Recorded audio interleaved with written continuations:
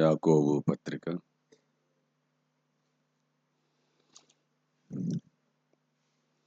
5వ యాకోబు పత్రిక 4వ అధ్యాయం.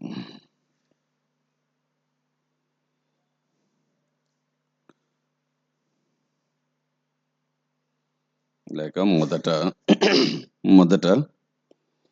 మొదటి అధ్యాయము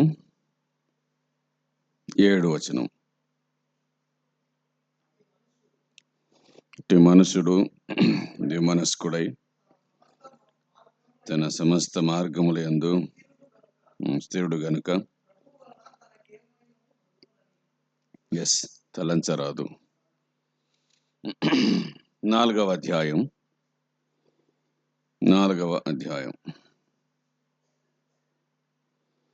2వ వచనం.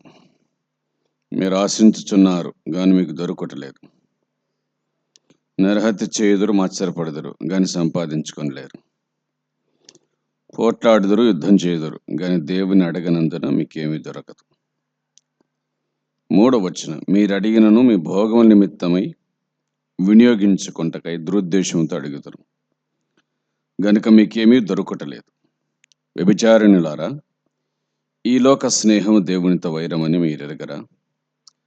కాబట్టి ఎవడు ఈ లోకముతో స్నేహము చేయగోరును వాడు దేవునికి శత్రువు అగును. మనము చదివిన ఈ వాక్య భాగమునందు మొదటి వచనములో ఎందుకో యాకోబు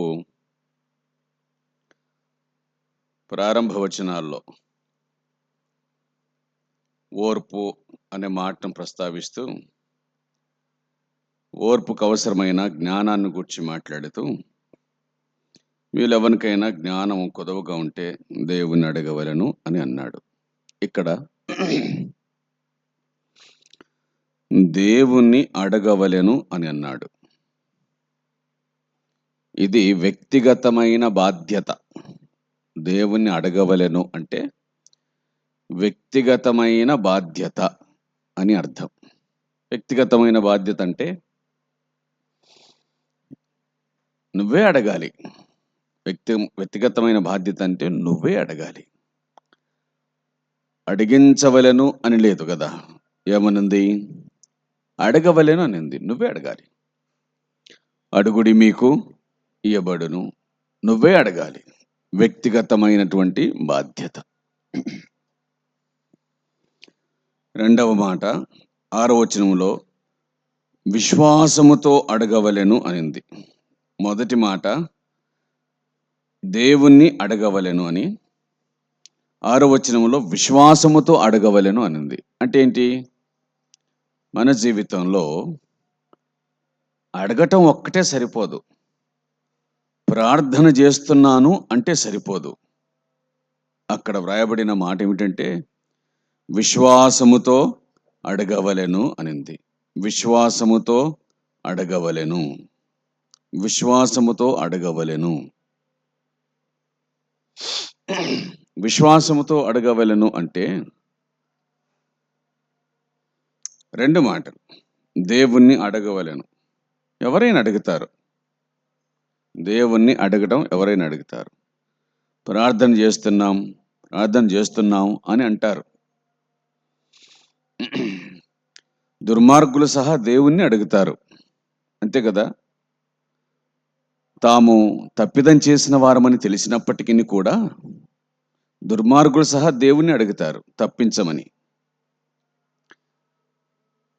అయితే వాక్యం చెప్పే మాట ఏమిటి అని అంటే, ఆయన మనకి ఏదైనా ఇయ్యాలి అని అంటే విశ్వాసముతో అడగవలెను అన్నాడు.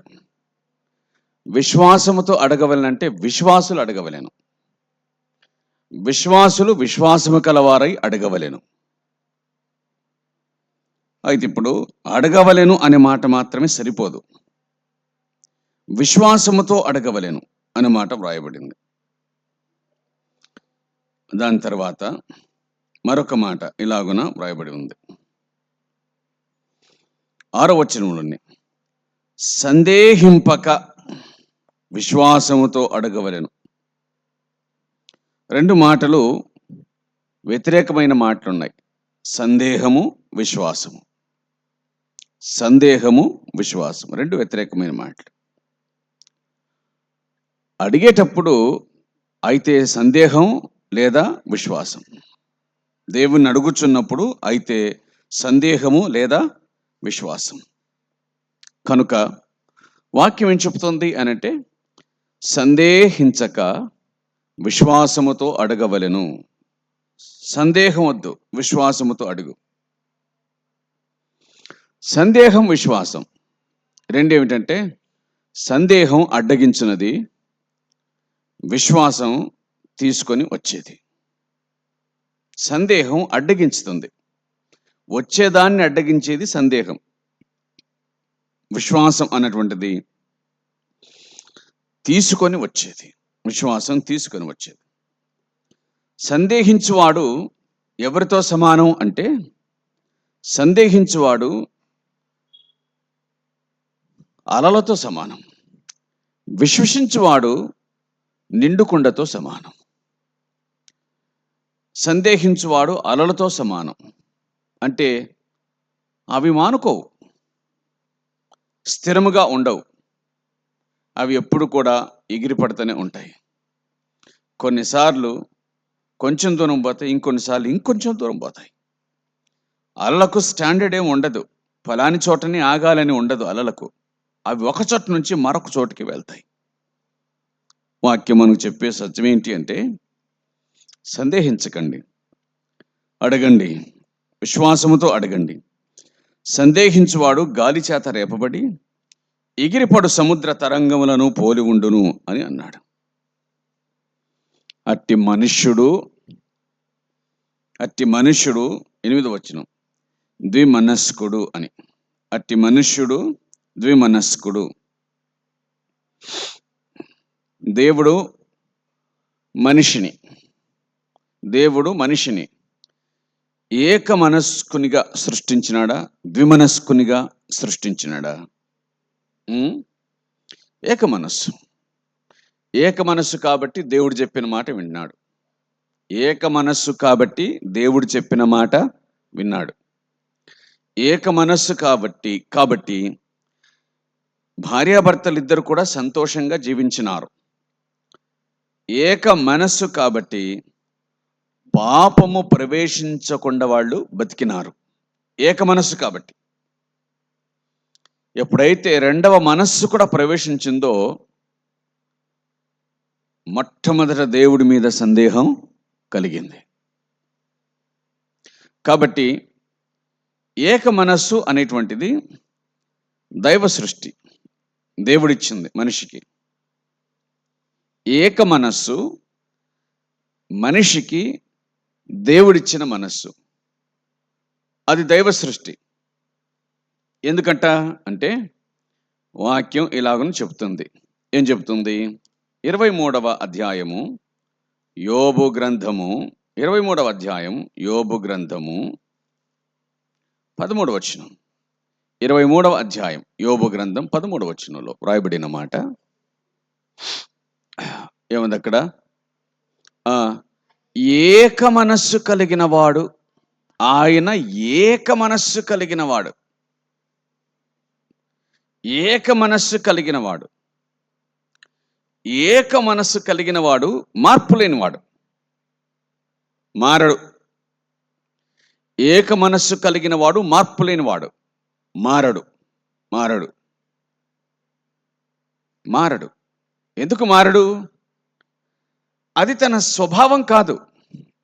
మారడం, మాట మార్చడం తన స్వభావం కాదు. ఏక మనస్సు అంతే. మారడం, మాట మార్చడం తన స్వభావం కాదు, అది ఏక మనస్సు. అందుచేత దేవుడు మనిషిని ఏక మనస్సునిగా సృష్టించినాడు. అది 2వ అధ్యాయంలో మనం చూసేటువంటి విషయం. ఆదికాండం 3వ అధ్యాయంలోకి వచ్చేసరికల్లా అది పోయింది. అప్పుడు ఏం జరిగింది? ద్విమనస్తత్వం ప్రవేశించింది. ద్విమనస్తత్వం అది ప్రవేశించింది.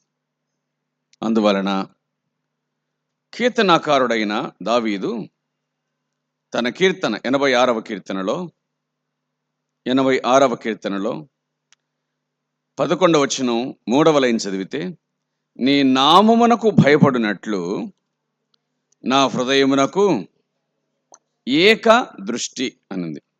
దేవునివన్నీ ఏకమే, అవునా? దేవునివన్నీ కూడా ఏకమే. ఏకమే అంటే అర్థం ఏంటి అని అనగా, ఒకటే నాకు ఏకదృష్టి కలగజేయము అన్నాడు. ఏకదృష్టి అంటే ఒకే దృష్టి. కానీ చాలాసార్లు చెప్పుకుంటున్నట్లుగా దృష్టి అంటే ఏదో కళ్ళు తెరిస్తే చూసేది కాదు. దృష్టి ఎప్పుడు కూడా కళ్ళు తెరిస్తే చూసేది కాదు. దృష్టి చూడమని లోపల మనసు చెప్తాదే, అదే కన్ను చేసే పని. ఏక మనస్సు కలిగి ఉన్నప్పుడు ఏక దృష్టి ఉండగలుగుతుంది. 25వ కీర్తన 15వ వచనంలో కూడా నా కనుదృష్టి ఎల్లప్పుడూ యెహోవా వైపునకే తిరిగి ఉన్నది అన్నాడు. ఇది ఇంకా వివరణ.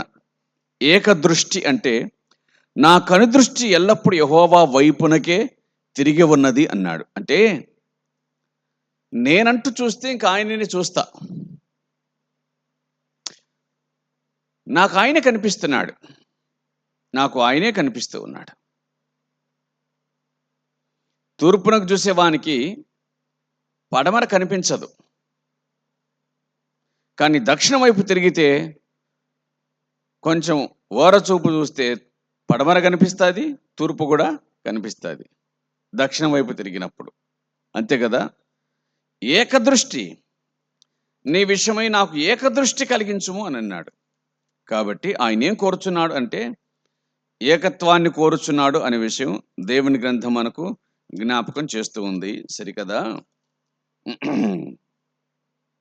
మరి వాక్యం చెబుతున్నటువంటి మాట ఏమిటి అని అంటే,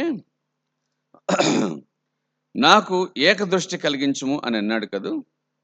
ఇంకొక మాట 32వ అధ్యాయము ఇర్మియా గ్రంథం, 32వ అధ్యాయం ఇర్మియా గ్రంథం 39వ వచనంలో వ్రాయబడిన మాట, మరియు వారికిని వారి కుమారులకు మేలు కలుగుటకి వారు నిత్యము నాకు భయపడినట్లు నేను వారికి ఏక హృదయమును ఏక మార్గమును దయచేసేది. ఏక హృదయము ఏక మార్గం, ఏక హృదయం ఏక మార్గం. కీర్తనకాడన్నమాట, నీ నామమునకు భయపడినట్లు నా హృదయమునకు ఏక దృష్టి కలగజేయము, నేను వారికి ఏక హృదయమును దయచేయుదును అన్నాడు. మీరు కొంచెం ఆడ అర్థం చేసుకుంటే 86వ కీర్తన 11వ వచనంలో నీ నామమునకు భయపడినట్లు, 86వ కీర్తన 11వ వచనం, నీ నామమునకు భయపడినట్లు ముందు నీ నామమునకు భయపడినట్లు దేనికంట కన్నుండేది? కళ్ళు దేనికుంటాయి? మనకందరికి తెలిసి కళ్ళు దేనికుంటాయి? శరీరానికి కదా. మనకందరికి తెలిసి శరీరానికి కళ్ళు ఉంటాయి, కానీ ఇక్కడ హృదయానికి దృష్టి అని అన్నాడు. కాబట్టి నోరు నిండిన దాన్ని బట్టి హృదయం నిండిన దానిని బట్టి నోరు మాట్లాడుతుంది. అంటే నోరు మాట్లాడడానికి కారణం ఏంటి? అప్పుడు దేనికి నోరున్నట్లు? హృదయానికి నోరున్నట్లు. అంతే కదా? హృదయానికి నోరున్నట్లు. ఇప్పుడు దేనికి దృష్టి ఉంది? హృదయానికి దృష్టి ఉంది. అంటే మనం మాట్లాడాలన్నా హృదయమే, మనము చూడాలన్నా హృదయమే. ఆ మాటకు వస్తే మన జీవితంలోని దేనికైనా సరే హృదయమే అనేటువంటి విషయము అర్థమవుతుంది కదా. కనుక ప్రియులారా, దైవ గ్రంథం చెబుతున్నటువంటి సత్యం ఏమిటి అనంటే, ఆయనను అడిగేటువంటి వాడు ఏక హృదయముతో ఏక మనస్సుతో అడగాలి. ద్విమనస్కుడు కాకూడదు, రెండు మనస్తత్వాలు కలిగిన వాడు కాకూడదు, అయితేదో కాదో అని అనుకోకూడదు. ఏక మనస్కుడు అనే సంగతిని గుర్తుంచుకోవాలి. ఏక మనస్కుడు. కాబట్టి ద్విమనస్కుడు, సందేహం కలిగిన వాడు ద్విమనస్కుడు. అలల చేత ఎగురగొట్టబడినవాడు. అట్లు ఉండక మనం ఏం చేయాలి అని అంటే, ఏక మనస్కులమై, ద్విమనస్కుడు అస్థిరుడు, ఏక మనస్కుడు స్థిరుడు. ద్విమనస్కునికి ఏమి దొరకదు ప్రభు వలన, ఏక మనస్కునికి ఏమైనా దొరకగలుగుతుంది.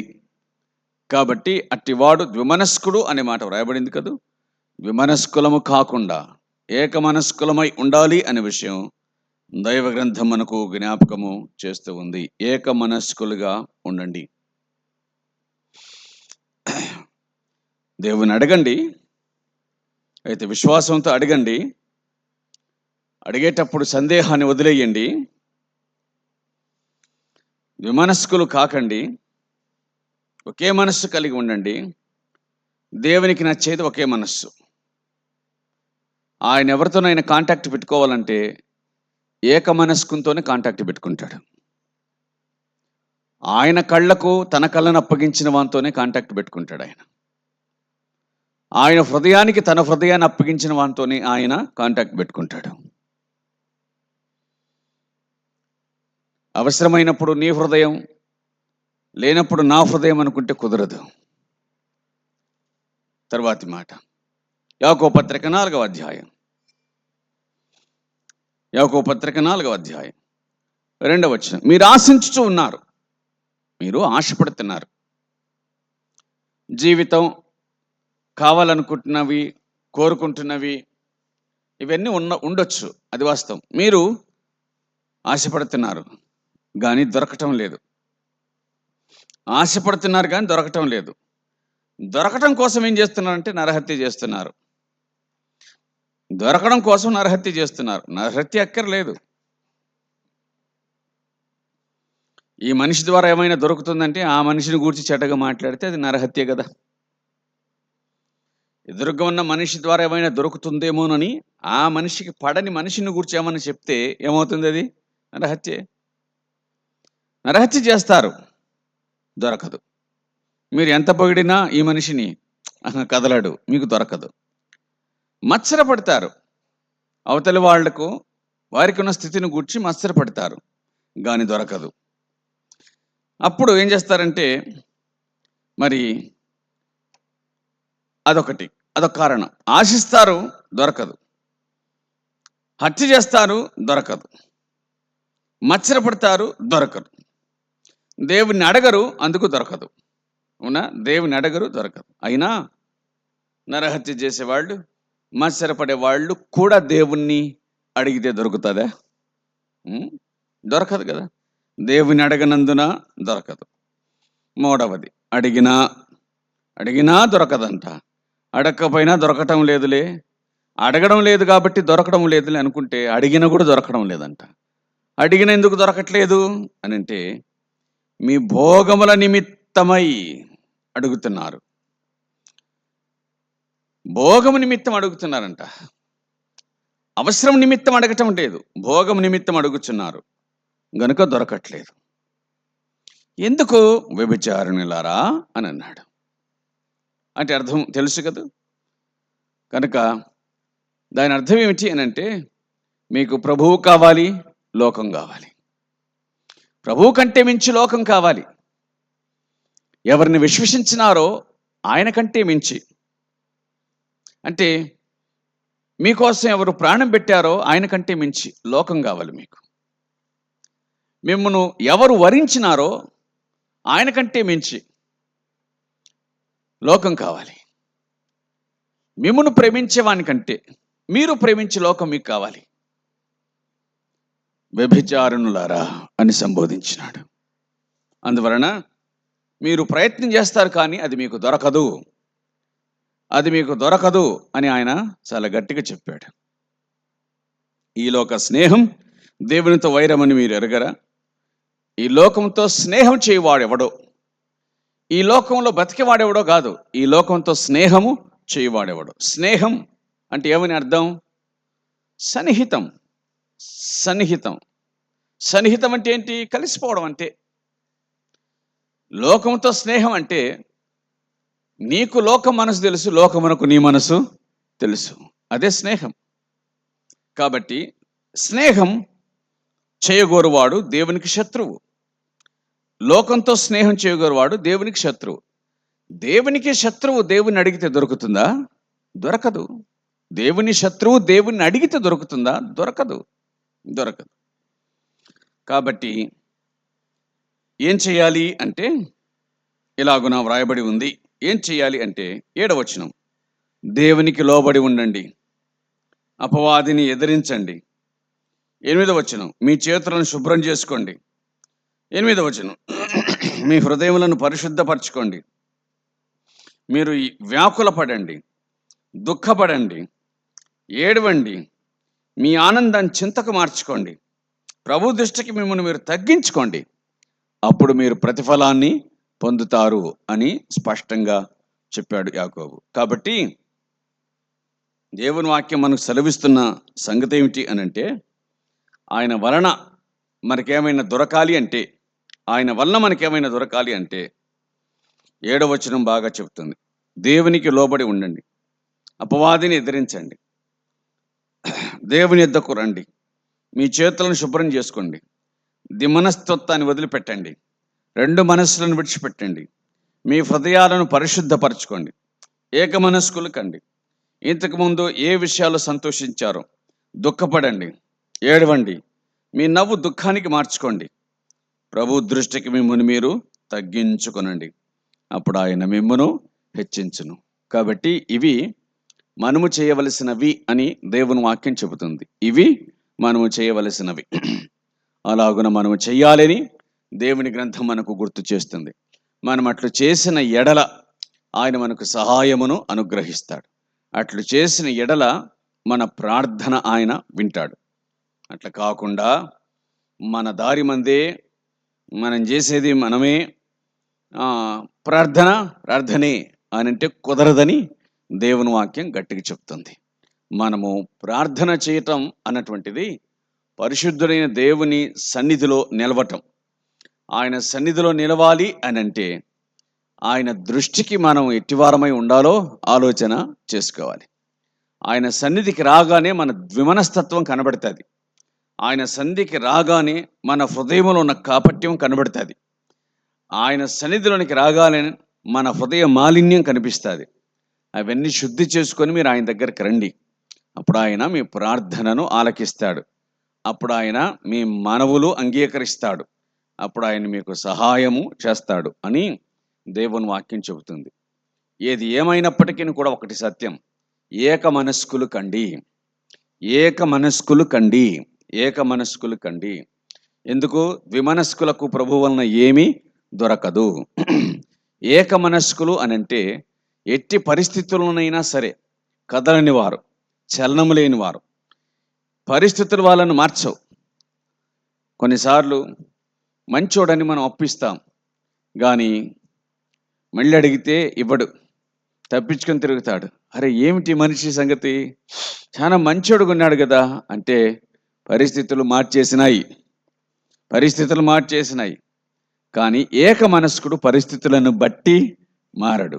ఏక మనస్కుడు పరిస్థితులను బట్టి మారడు. అవసరం అనుకుంటే పరిస్థితులను మార్చుకుంటాడు, కానీ తాను పరిస్థితుల ప్రకారంగా మారిపోడు. ఏక మనస్కుడు అని అంటే ఊసరవెల్లి కాదు, అవునా? ఏక మనస్కుడు అంటే రంగును బట్టి మారేవాడు కాదు. ఏక మనస్కుడు అని అనగా ఏ రంగులోనైనా అసలు రంగే కలిగి ఉండేటువంటి వాడు అని అర్థం. అంచేత ఏక మనస్కుడు అంటే దేవుని యొద్ద నుంచి పొందగలిగిన స్థితి కలిగిన వాడు. ఏక మనస్కుడు అని అనగా మరి దేవుణ్ణి సంతోషపరిచేటువంటి వాడు. ఏక మనస్కుడే దేవుని వలన ఏమైనా పొందగలడు అనే సంగతిని జ్ఞాపకం చేసుకొని, ఈ మాటలు కూడా మనస్సులో పెట్టుకొని, ఈ మాటలను పరిశీలన చేసుకొని, ఈ మాటలను మరి ఆలోచిస్తూ హృదయాన్ని పరీక్షించుకుంటూ, ఈ మాటలు ఒకవేళ నిజమే అని అనిపిస్తే ఈ మాటలను మరి అంగీకరించి ప్రార్థన చేసి దేవుని యొద్ద నుంచి జవాబును పొందాలని మనవి చేస్తున్నాం. ద్విమనస్కులకు ఏం దొరకదు అంటే అర్హత లేకుండా ఉద్యోగం కోసం వెతుకులాన్నట్టు. అర్థమైంది కదా? విమనస్కులకు ఏమి దొరకదంటే క్వాలిఫికేషన్ లేకుండా ఎంప్లాయ్మెంట్ ఆఫీస్ చుట్టూ తిరిగినట్టు అనమాట. అంటే నీకు అర్హత లేదు కానీ ఏం కోరుకుంటున్నావు? ఉద్యోగాన్ని కోరుకుంటున్నావు. ఏం చదవలే ఉద్యోగాన్ని కోరుకుంటున్నావు. లేదు. కాబట్టి ఏక మనస్కులమై ఒకటే మనస్సు. మనుషులను చూసి మనస్సు మారకూడదు. పరిస్థితులను బట్టి మనస్సు మారకూడదు. వ్యక్తులను బట్టి మనస్సు మారకూడదు.